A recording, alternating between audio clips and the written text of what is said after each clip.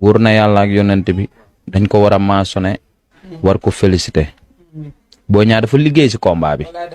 non dafa liggéey wallaahi azim dafa liggéey ba nga xam ne kii dafa liggéey ba pare fonk bés bi xanaa moom moo doon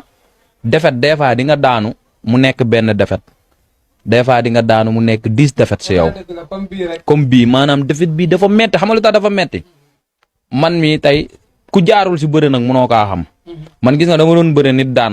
ma jóg dem sama yoon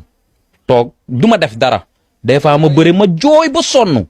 xam nga lu tax parce que li ko gën a metti si àdduna mooy nga ñëw bëre woo xeexoo daanu dafa metti wallahi azim dafa metti ba pare nga calculer koy nga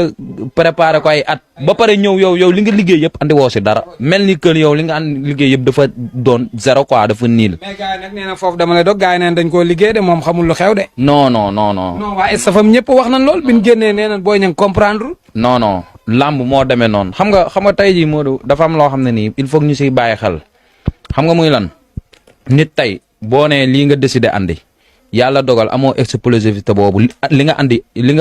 nga préparé andi woo ko si làmb ji sa adversaire andi ba liggéey li muy liggéey rek après dañ naan non c'est que parce que da nga li nga andi say arme nga tiirewul rek